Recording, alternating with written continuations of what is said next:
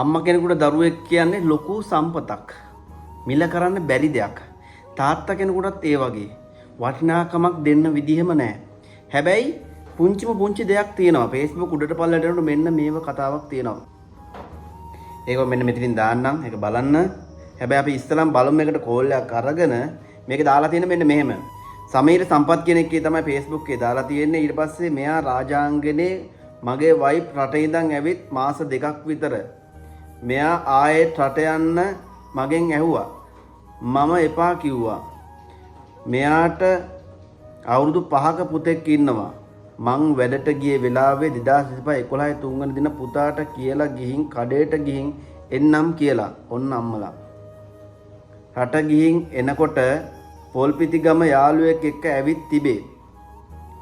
කෙල්ලෙක් දැනගන්න ලැබුණු විදිහට එයත් එක්ක ආයේ රට යන්න පැනලා ඉන්නේ. ආව කවුරු හරි ඒ පැත්තේ දන්න කෙනෙක් ඉන්නවා නම් කියන්න ලොකු උදව්වක් කියලා ෆෝන් නම්බර් දෙකක් දාලා තිනවා. අපි මේක ඇත්තද බලන්න අපි කෝල් එකක් කරන් බලමු පුංචි දරු පැටියා වෙනුවෙන්. හරිද? වෙන කිසිම දෙයක් නැහැ පුංචි දරු පැටියා වෙනුවෙන්. ඇත්තටම අම්මා කෙනෙක් අවුරුදු 5ක දරුවෙක් දාලා යනවා කියන්නේ ප්‍රශ්න මොනතරම් ප්‍රශ්න තිබුණත් දරුවෙක් අමතක කරන්න එපා. මේ ලෝකේ වටිනාම දේ තමයි තමන්ගේ දරු පැටියා. හැබැයි දරු පැටියව අමතක කරනවා කියන්නේ වැඩි කතා අවශ්‍ය නැහැ. අපි කෝල් එකක් කරන් බලමු තාත්තට. මේක ටයිපින් කරලා තියෙන විදිහ පොඩ්ඩක් කියව ගන්න අමාරුයි. හැබැයි බලමු අපි තාත්තට කෝල් එකක් කරගෙන.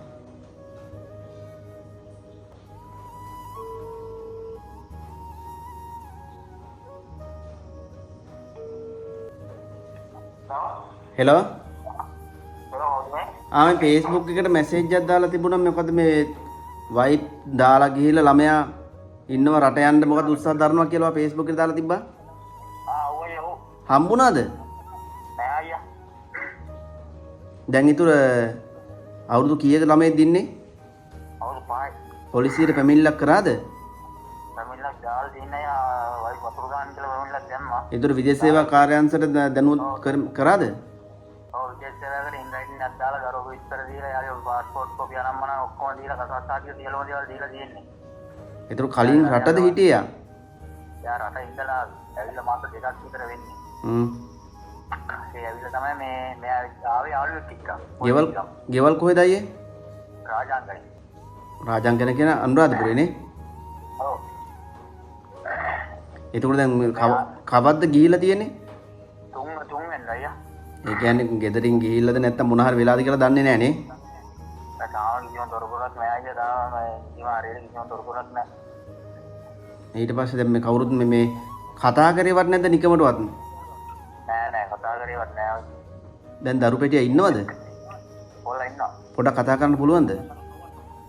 පොඩක් කතා කරන්න පුළුවන්ද පොඩි එක්කෙනත් එක්ක? ඔයාලට චුට්ටක් කියන කොල්ලා එනවද මම දවල්ෙන් දෙන්න. අපේ අම්මා ඇවිල්ලා ඉන්නේ අම්මා. තමයි කොල්ලා බලාගන්න දැන්. අපි නැවතත් උත්සාහ කරලා බලමු. ආන්සර් කරොත් දරුවාගේ වෙලාව.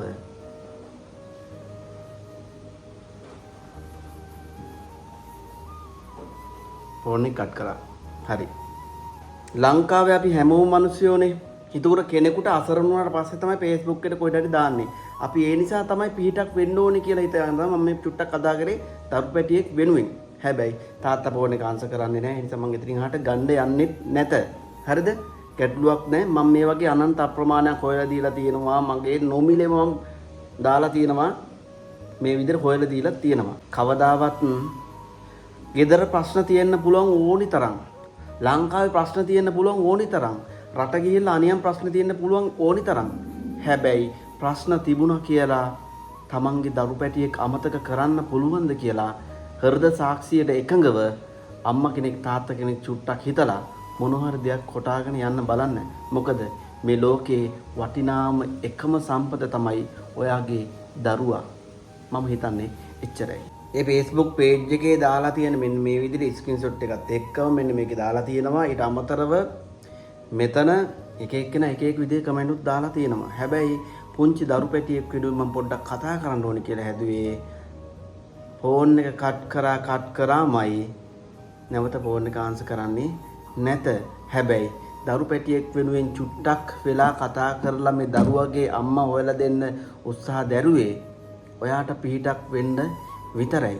හැබැයි ඒ අම්මලා තාත්තලා දරුවන්ට එහෙම කරාට රට ගිය අම්මලා තාත්තලා තමන්ගේ දරුවන්ට එහෙම කරාට තිරිසන් සත්තු දරුවන්ට ආදරය කරන්නේ මෙන්න මේ විදිහට.